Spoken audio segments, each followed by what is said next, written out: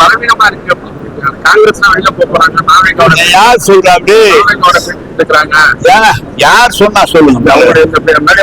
நேத்து வரைக்கும் அவருக்கு யாரு கிடைக்கலன்னு ஒருத்தரா சொல்லிட்டு இருந்தாரு. அவருக்கு தான் பலவீனமா இருந்தால. எங்க கூட்டணியே நம்முடைய முதலமைச்சர் நல்லா வச்சிருக்காருங்க. கூட்டணி எல்லாம் எல்லாம் பலமா இருக்கு. நிச்சயம் திமுக தான் ஜெயிக்கும்.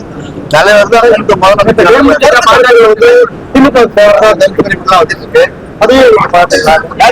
சார் எங்களுக்கே தெரியுமா சார்? கருத்து கணிப்புல நாங்க தொகுதிக்கு போறோம், மக்களை பாக்குறோம். எங்களை பார்த்தா எப்படி வரவேற்கிறாங்கிறது எங்களுக்கு நல்லா தெரியுது. தளபதி பேச ஒரு பெரிய மரியாதை இருக்கு. அதனால எங்களுக்கு அந்த வரவேற்பு நல்லா இருக்கு. திமுக ஜெயிக்கும்.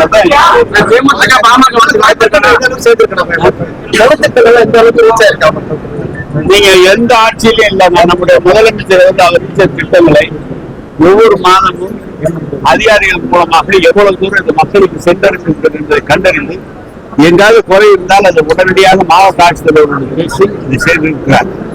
மேலும் நீங்க பாத்தீங்கன்னா உங்களோட சாமி அப்படி சொல்லி ஒவ்வொரு இடத்துல கேம்ப் நடத்தி ஒரு 20 ஆண்டு காலம் 30 ஆண்டு காலமாக நடைபெறாத பணிகள் எல்லாம் ஒரே நாள்ல முடித்து தந்தது நம்முடைய தளபதி. உதாரணம் சொல்றேன், கிராமங்களுக்கு உங்களுக்கு எல்லாம் தெரியும், இபி டிரான்ஸ்பர்ங்கிறது இபி அவ்வளவு ஈஸியா டிரான்ஸ்பர் ஆகுது.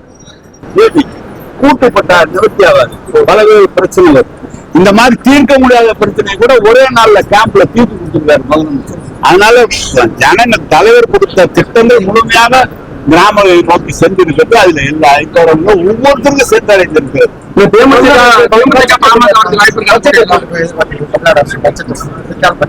நல்லா இருக்கு. அதுல முதலமைச்சர் முடிவு எடுக்கிறது. தலைவர் பேசிட்டு இருக்காங்க. தலைவர் சார், எங்க தலைவர் என்ன வேலை செய்தாரோ சொல்றாரோ அதை செய்வது நாங்கள்.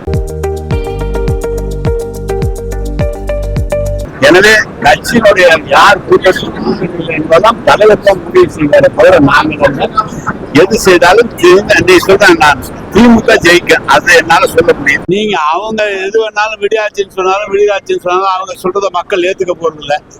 பெண்களுக்கான திட்டங்களை நம்முடைய முதலமைச்சர் அவர்கள் எந்த ஆட்சியில் நடைபெறாத அளவுக்கு இது நடைபெற்று இருக்கிறது. நான் ஏற்கனவே சொன்னது போல நான் சொன்னேன், 2006 2016 ஆண்டு நம்முடைய முதலமைச்சர் கலைஞர் அவர்கள் ஆன ஆட்சி தான் சிறப்பான ஆட்சி திமுகவில் சொன்னதும் அதை விட சிறப்பான ஆட்சியாக திமுக இந்த ஆட்சியை நம்முடைய தலைவர் தளபதி அவர்கள் நடத்தி கொண்டு வருகிறார்.